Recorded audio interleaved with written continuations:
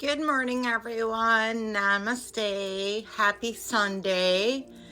We are going to be reading out of my Course in Miracles. So we are going to call in God the Father, the Divine. We're going to call in Jesus Christ and Christ consciousness. And we're also going to call in the Holy Spirit. And we're still reading on chapter 7, the consistency of the kingdom.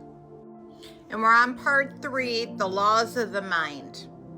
It says to heal then is to correct perception in your brother and heal yourself by sharing the Holy Spirit with him.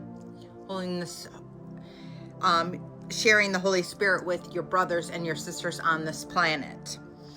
This places you both in the kingdom and restores it in the wholeness of your minds.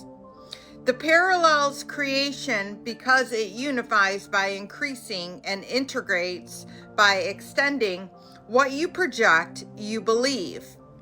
This is immutable law of the mind in the world as well as the kingdom. However, the content is different in this world because the thoughts it governs are very different from the thoughts in the kingdom. Laws must be adapted to and circumstances if they are to maintain order. The outstanding characteristics of the laws of the mind as they operate in this world is that by obeying them, I assure you that they must obey them, that you must obey them. You can arrive diametrically opposed results, meaning that you can get there in different solutions to that. This is because the laws have adapted to the circumstances of this world, in which diametrically opposed outcomes are believed in. The laws of mind govern thoughts, and you do respond to two conflicting voices. And I believe they mean the yin and the yang, the shadow and the light, your good and evil, your egoic mind, and your actual soul that resides with God mind, your higher self. You have heard many arguments on behalf of the freedoms, which would indeed been freedom if man had not chosen to fight for them. This is why they perceive the freedoms as many instead of one. Yet the argument that underlies the defense of freedom is perfectly valid, because it is true it should not be fought for, but it should be sided with. Those who are against freedom believe that it is outcome which will hurt you and which will hurt them, which cannot be true. But those who are for freedom, even if they are misguided in how they defend it, are siding with the one thing in the world which is true. Whenever anyone can in this world listen fairly to both sides of any issue, he will make the right decision. This is because he has the answer. Conflict can seem to be interpersonal, but it must be interpersonal first. The term interpersonal is an ego term because it implies personal implies one person and not of others. Interpersonal has a similar error in that it refers to something that exists among different or separate people. When we spoke before of the extremely personal nature of revolution, we followed this statement immediately with the description of the inevitable outcome of the revelation in terms of sharing. A person conceives himself as a separate, largely because he perceives himself as bounded by a body. Only if he perceives himself as a mind can he overcome this. Then he is free to use terms like intermental and intermental without seeing them as different and conflicting, because minds can be in perfect accord.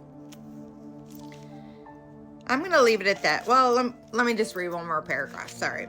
Outside the kingdom, the law which prevails inside is adapted to. What you project, you believe. This is teaching form, since outside the kingdom teaches it's mandatory because learning is essential. This form of the law clearly implies that you will learn what you are. The law clearly implies that you will learn what you are from what you have projected onto others and therefore believe they are.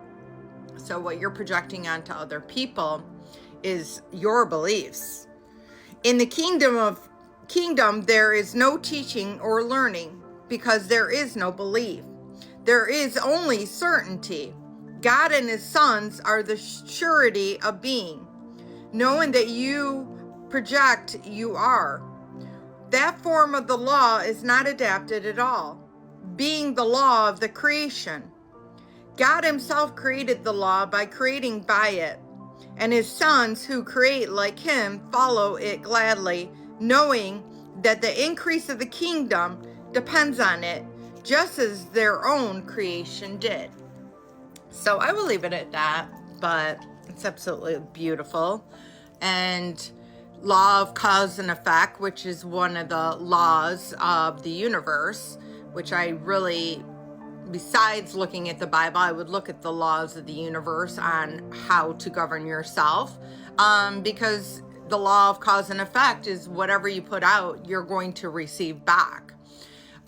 So really just truly trying to understand that everybody's playing their part beautifully, even if you don't agree with their part. We need to learn the yin and the yang, the light and the dark, the shadow and the light. And in order to do so, people have to play different roles when they come down to earth and incarnate. And I believe in reincarnation, so I believe you've been the good guy, you've been the bad guy. So don't judge other people and understand there's only one power, which is God, which is love. Everything else is an illusion that you're creating here on this earth by the law of cause and effect of whatever you're putting out, you're receiving back. So don't judge your brothers and sisters. They're just learning what they need to learn, and understand you're learning what you need to learn. So I hope this helps. I love you all. Have a blessed day, and namaste.